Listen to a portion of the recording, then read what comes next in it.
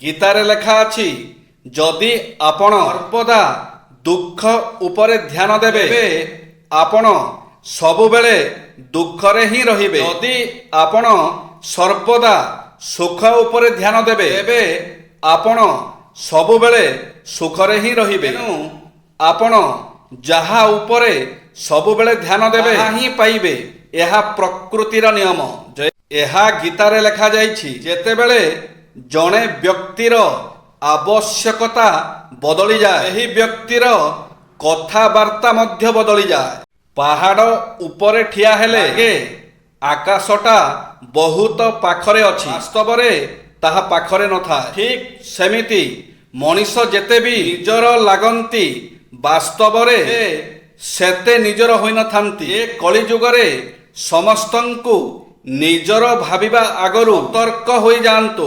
ନାରୀ ସବୁବେଳେ କହିଥାଏ, ମୁଁ ଘର କାମ କରି କରି ଥକି ଗଲିଣି, କିନ୍ତୁ ଗୋଟେ ପୁରୁଷ କେବେ କୁହେନି ଯେ ମୁଁ ମୋ ପରିବାରକୁ ପୋଷି ପୋଷି ଥକି ଗଲିଣି ବୋଲି। ଯଦି କିଏ ଏକୁଟିଆ ଅଛି ଏହାର ଅର୍ଥ ଏହା ନୁହଁ କି ତାକୁ କେହି ପସନ୍ଦ କରୁନାହାନ୍ତି, ବରଂ ସେ ଏକୁଟିଆ ଏଥିପାଇଁ ଅଛି କାରଣ ଦୁନିଆ କ'ଣ ସେ ଜାଣିସାରିଛି। ଖୁବ୍ ଶୀଘ୍ର ରାଗି ଯାଉଥିବା ମଣିଷ ମନରେ ବହୁତ ଅଧିକ ଭଲ ପାଇବା ଥାଏ, କିନ୍ତୁ ତାକୁ କେହି ବୁଝିପାରନ୍ତି ନାହିଁ।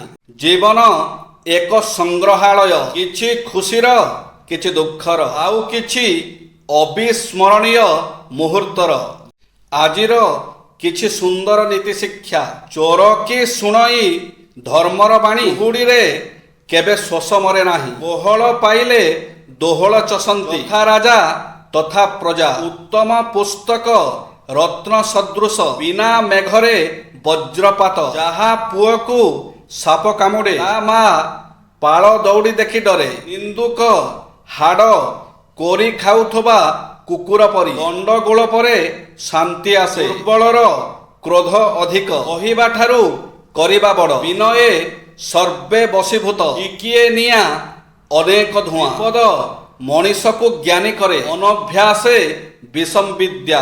ଶୁଣିବାର ଅଭ୍ୟାସ କରନ୍ତୁ, କାହିଁକି ନା ଏଠି ଦେଖେଇ କହିବା ଲୋକ ବହୁତ ଅଛନ୍ତି। ହସିବା ଅଭ୍ୟାସ କରନ୍ତୁ, କାହିଁକି ନା ଏଠି କନ୍ଦେଇବାକୁ ବହୁତ ଲୋକ ଅଛନ୍ତି। ଉପରକୁ ଉଠିବାକୁ ଅଭ୍ୟାସରେ ପରିଣତ କରନ୍ତୁ, କାହିଁକି ନା ଏଠି ଗୋଡ଼ ଟାଣିବାକୁ ଲୋକ ଚାହିଁ ବସିଛନ୍ତି। ଜଣେ ଭକ୍ତ ଭଗବାନଙ୍କୁ ପଚାରିଲା, ପ୍ରଭୁ କ'ଣ ଆପଣଙ୍କୁ କେବେ ହସ ଲାଗେ ନାହିଁ? ଭଗବାନ କହିଲେ, ମୋତେ ଦୁଇଟି ସମୟରେ ହସ ଲାଗିଥାଏ। ପ୍ରଥମ, ଯେ କେହି ଲୋକ ପଡ଼ିଯାଏ ତାକୁ ସମସ୍ତେ ଉଠାଇବାକୁ ଚେଷ୍ଟା କରନ୍ତି। ଦ୍ୱିତୀୟରେ, ଯେ କେହି ଉପରକୁ ଉଠେ ଲୋକେ ତାକୁ ପକାଇବାକୁ ଚେଷ୍ଟା କରନ୍ତି।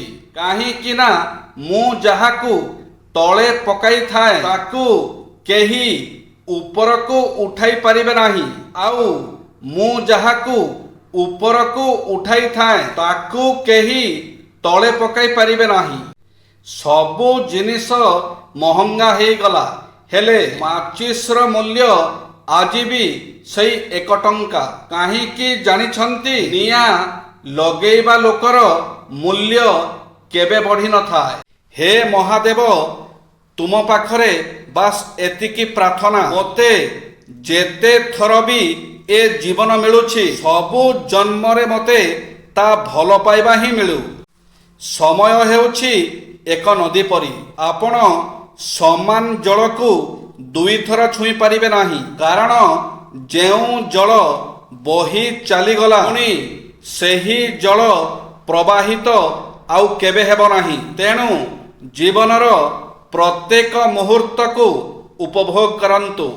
ସଂସାରରେ ଦୁଇ ପ୍ରକାରର ଲୋକ ସ୍ୱର୍ଗଠାରୁ ଉପରେ ବସନ୍ତି। ଜଣେ ସେହି ଲୋକ ଯିଏ ବଳବାନ ହୋଇଥିଲେ ବି ସମସ୍ତଙ୍କୁ କ୍ଷମା କରିଦିଏ, ଏବଂ ଜଣେ ଗରିବ, ସେ ଗରିବ ହେଲେ ମଧ୍ୟ ଅନ୍ୟକୁ ଦାନ କରେ। ଜୟ ଶ୍ରୀ ଜଗନ୍ନାଥ।